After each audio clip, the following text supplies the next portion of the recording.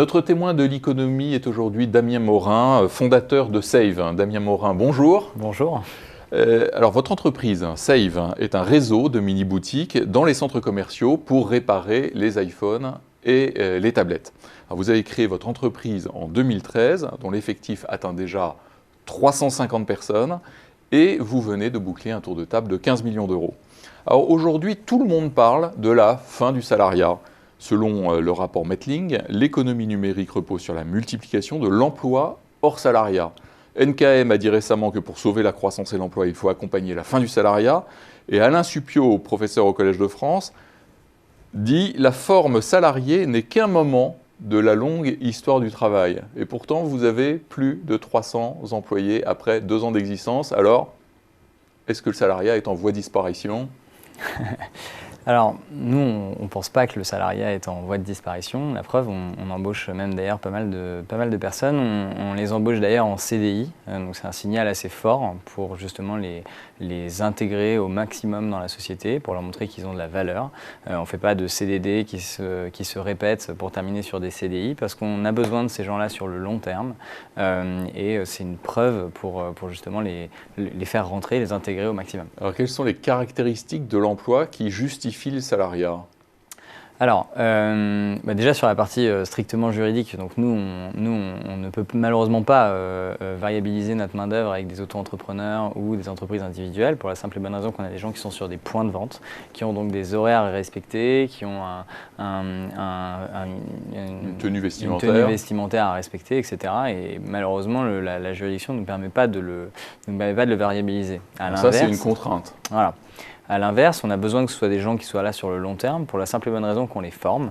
On les forme pendant 3 semaines de formation sur toute la partie technique, à la fois pour qu'ils puissent réparer des téléphones directement sur nos corners, mais on les forme aussi sur tous nos outils en interne, donc les applications de caisse, les applications de point de vente. Et donc on a besoin d'eux sur le long terme. Ils sont de plus en plus efficients, mois après mois et année après année. Donc ça, c'est le choix. Vous faites aussi un choix stratégique, c'est-à-dire que, alors quelle est la proportion de la contrainte et du choix ?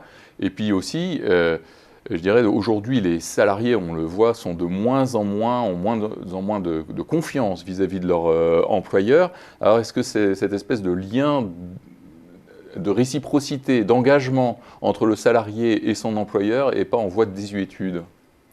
Je ne le pense pas, et puis je pense que les entreprises ont aussi besoin de salariés qui sont des vrais prescripteurs de la marque, du service, qui sont des pourfendeurs de motivation, d'accélération, etc. Et je pense que c'est ce qui se passe chez Save. On a une culture très forte. Pendant ces 3 semaines de formation, d'ailleurs, on leur amène toute la partie des valeurs de l'entreprise, de l'ambition. Moi, d'ailleurs, je passe personnellement un petit peu de temps avec chacun des nouveaux formés pour justement transmettre l'histoire de la société et la vision de l'entreprise et qui puisse nous accompagner sur toute l'accélération qui va arriver. Alors vous cherchez des talents qui vont créer une certaine dynamique, peut-être un peu un esprit entrepreneurial. Alors pourquoi finalement vous n'auriez pas choisi, en plus si vous êtes répartis sur tout le territoire, pourquoi vous n'auriez pas choisi tout simplement un système de franchise ou de micro-franchise ? Alors, la franchise, à mon sens, a essentiellement été créée pour pouvoir avoir des entrepreneurs qui prennent aussi le risque financier, qui partagent le risque financier avec le franchiseur, qui vont donc investir dans une boutique, un restaurant, un concept, pour pouvoir le développer de manière entrepreneuriale. Malheureusement, on n'a pas, sur ce type de concept, on n'a pas vraiment besoin de fonds pour se déployer, ou quand on en a besoin, on a possibilité de les trouver en fonds propres grâce à des opérations de levée de fonds comme celles qu'on a réalisées.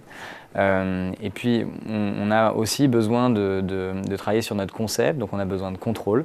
Et je pense qu'à travers le salariat, on a davantage de contrôle sur ce qui se passe.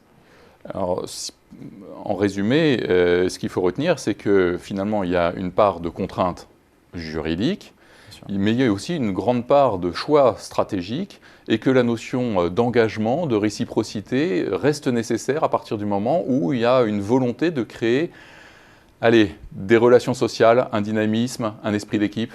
C'est exactement ça. C'est une relation de manager aussi, de management, pour pouvoir justement accompagner.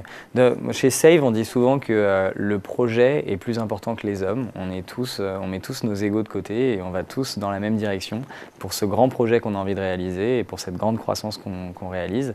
Et pour ça, le salariat chez nous est quelque chose d'important. Damien Morin, fondateur de Save, merci. Merci à vous.